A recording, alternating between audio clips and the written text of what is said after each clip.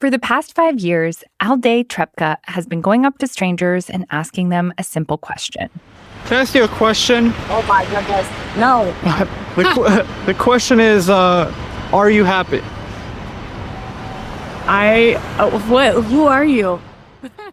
These videos reach millions of people on Instagram and TikTok, and taken together, the answers tell a story.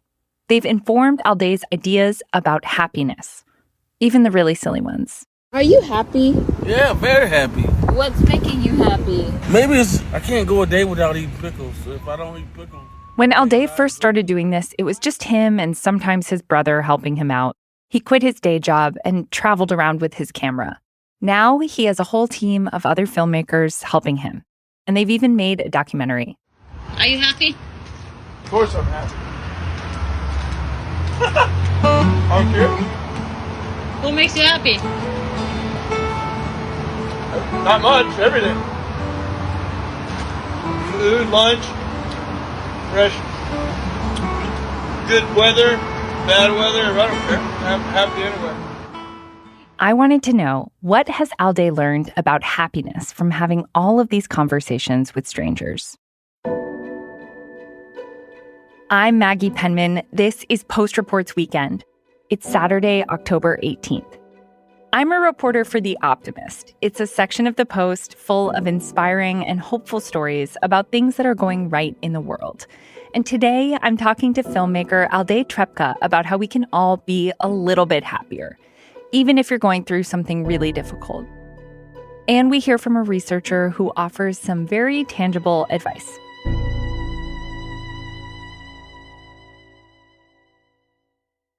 Okay, so could I have you start by just saying who you are and how we should identify you? Yeah, so my name is Atdhe Trepca, and I am the creator of Are You Happy, which is a documentary series where I travel around the world and ask strangers if they're happy. It's also turned into a nonprofit where we help other nonprofits promote their works on our page. So it's a little bit of a documentary series and supporting other nonprofits. And how did you get this idea to start asking people if they're happy? So as a filmmaker, I'm always looking for different sort of stories to tell. And in the early 1960s, there was a documentary film that came out in France called Chronicle of a Summer. And it was like a psychologist going out on camera, asking random people different questions. And one of those questions was, are you happy? What is your life? The question would be, are you happy? Êtes-vous heureux? Monsieur, s'il vous plaît, êtes-vous heureux? I was really fascinated by that idea. And so I thought, what would it look like if we modernized that and took it around the world? And then we started recording in 2019 and then started publishing right around COVID. And within like a week, it ended up catching fire. There's a comforting sameness to these videos. I have watched an embarrassing number of them on Instagram. Usually the filmmaker is off screen, so you just see the person they're approaching. Even though we've been doing this now for going on 5 years, every answer is still unique and every perspective is different. And it's always still very exciting for me to ask people. We are all quietly dealing with our own, and like what Are You Happy does is it kind of like interrupts your day a little bit. And while you're sort of quietly dealing with this in your head, someone walks up to you and asks, are you happy? And what you'll notice is like when people get asked that question, they kind of like fan through all the things that they've been thinking about, all the things in their life. And in that moment, they will decide to tell you if those things are defining them as unhappy or as happy. And like I said, we're all dealing with sadness, with negative things and good things. But I feel like the difference between happy people and unhappy people is the ability to say, you know what, despite the fact that I'm down on my luck, despite the fact that I might not have things, this sandwich is really making me happy. One video that I've watched over and over is of this young guy at a gas station in Miami. I think it's fair to say he is objectively beautiful. He's got a little bit of a smile on his face. He's in amazing shape. And he looks like somebody who's in a good place. He's got his life together. But when he's asked if he's happy, he says that he's not. I don't know, man. I just feel like I moved to Miami like 4 months ago, and I just feel like the pace of life is so fast, and I just feel like I wake up and the day's over. You know, I don't feel any sense of accomplishment in my days, really. I do medical device sales. Even after all this time, Atdhe is surprised that he still can't predict how someone will answer his question. The happiest people I've met have oftentimes gone through the most unhappiest things you can imagine. And they're able to process what happened, again, in a way that they find they could move on or even find joy in it. And I think, happiness has to come with some amount of sadness. You can't be fully happy unless you've experienced real sadness. There's one of those people in the documentary, this dad who's been watching his son skateboard in a park. He's really thin and he's wearing a beanie. It turns out he has stage 4 cancer. Are you happy?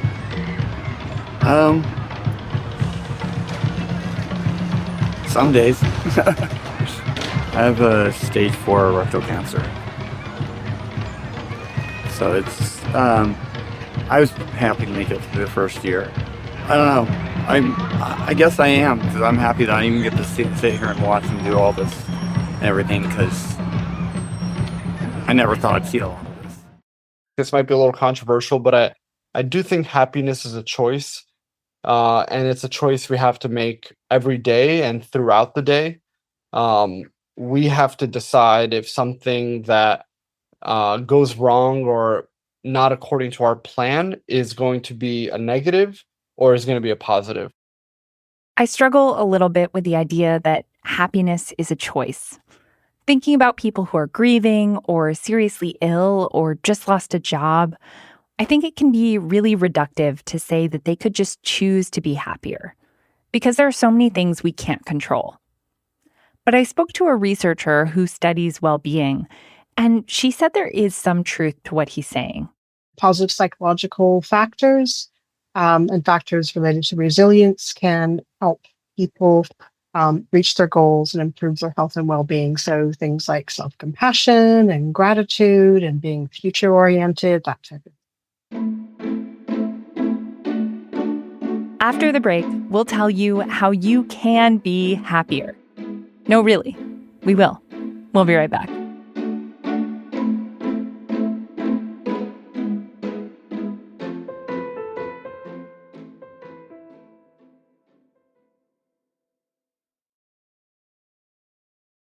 So could I have you start by just introducing yourself, just saying who you are and what you do? Sure. My name is Dr. Fuchsia Serwa. I'm a professor of social and health psychology at Durham University in the United Kingdom. I came across Fuchsia Serwa's research on optimism and how believing good things will happen can actually make good things happen.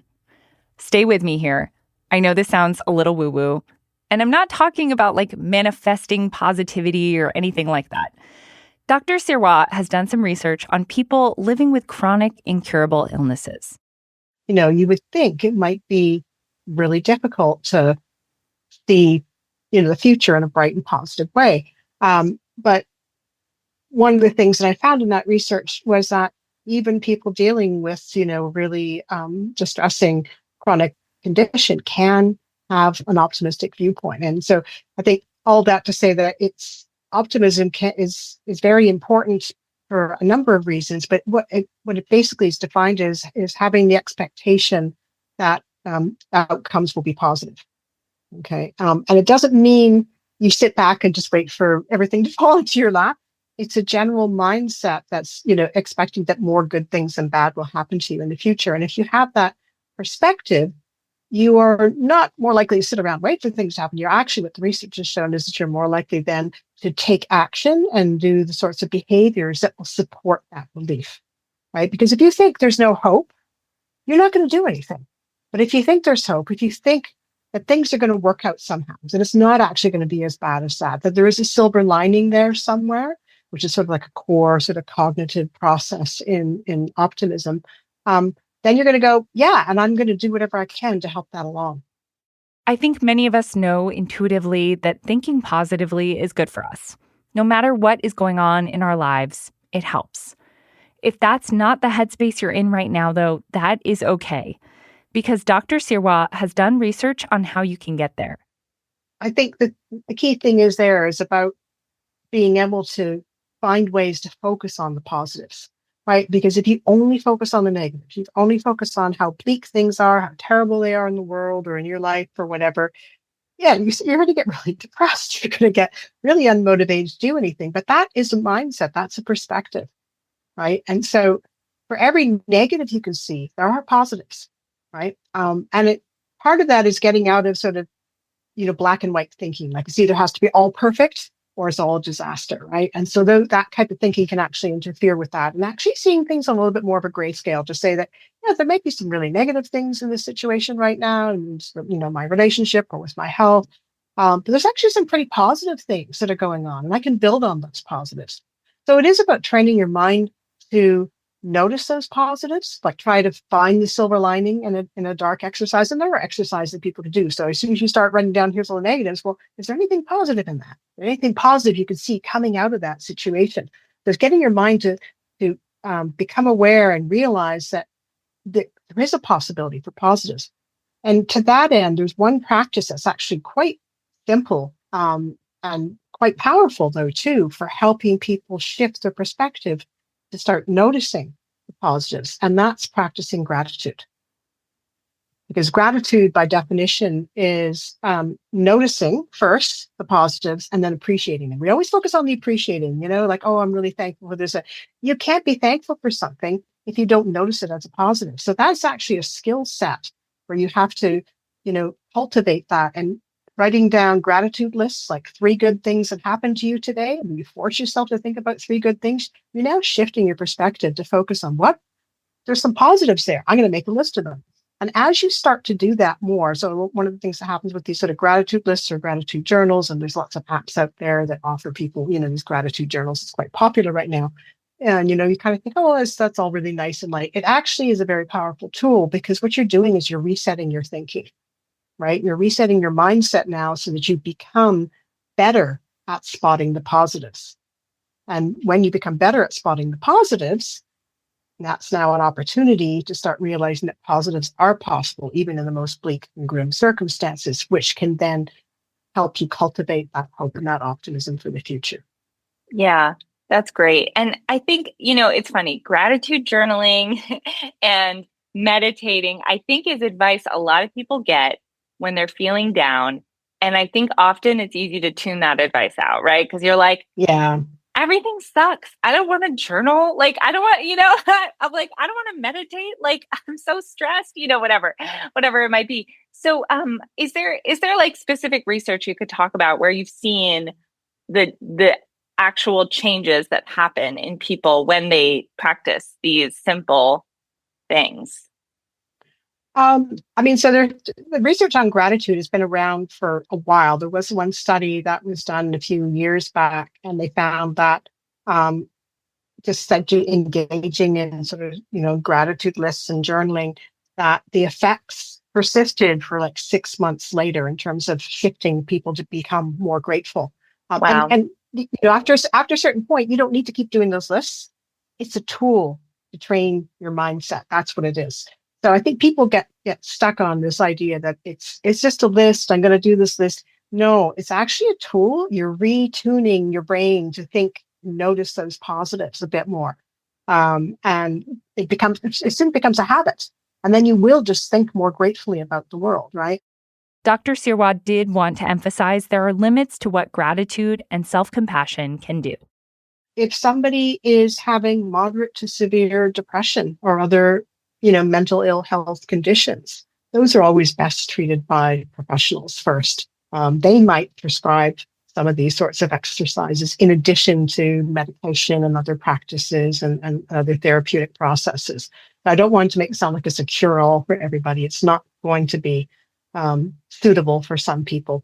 And this is come out in some of the gratitude research as well too, that just, telling somebody who's really depressed to find something positive, they tune right out.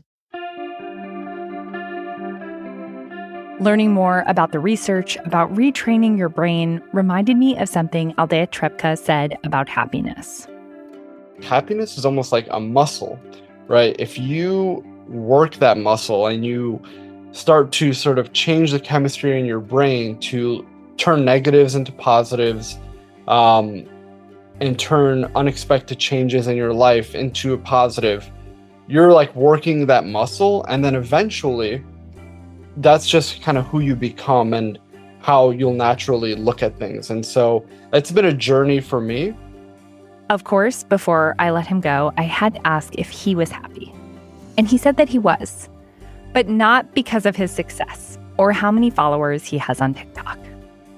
I've got like my family, and I think that people maybe take that for granted, but if you have that, you really are, I say, in the top 1 percentile of the happiest people in the world. If you have that support system around you, I feel like that's like paramount to happiness. Whether intentionally or not, it kind of sounds to me like Atdhe is practicing gratitude.